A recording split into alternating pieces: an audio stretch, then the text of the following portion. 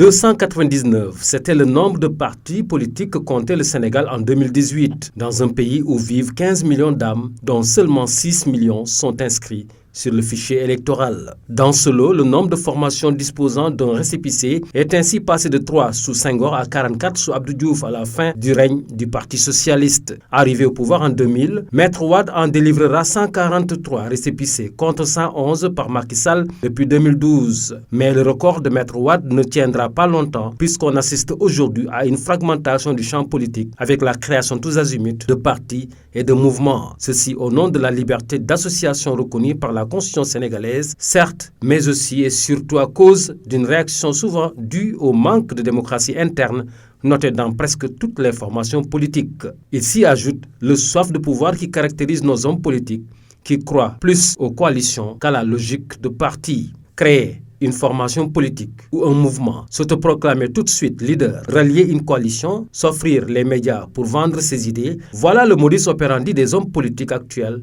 au Sénégal en lieu et place d'un travail de massification sur le terrain. Combien sont-ils à longueur de journée à dénoncer l'absence de démocratie au Sénégal, refusant de voir que le respect de la démocratie devrait trouver sa base au sein même des formations politiques ou mouvements qu'on dirige? S'il est vrai qu'on peut avoir son idée ou sa conviction au point de mettre en place une formation politique, il est tout aussi vrai qu'après avoir convaincu des citoyens à s'approprier son projet de société, la morale existe que pour sa mise en œuvre, l'équité, la transparence et l'égalité des chances soient baromètre de la vitalité démocratique. Dans un passé récent de notre histoire politique, on se souvient des moments de vie des partis avec les ventes de cartes, le montage de cellules et secteurs, lesquels permettaient non seulement un meilleur ancrage des bases politiques, mais un meilleur maillage du territoire national pour une victoire aux différentes élections. L'autre intérêt de ces opérations, c'est qu'elles garantissaient une responsabilisation du militant depuis la base jusqu'au sommet, en lui permettant de choisir démocratiquement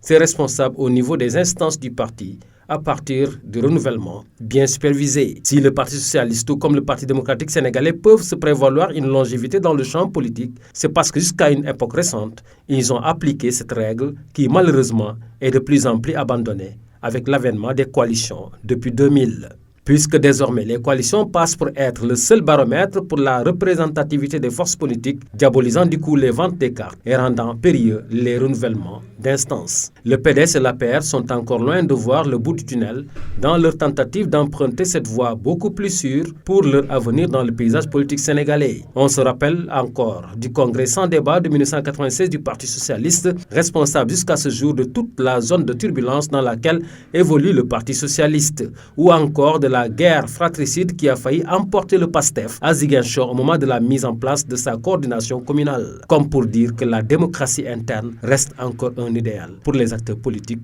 du Sénégal.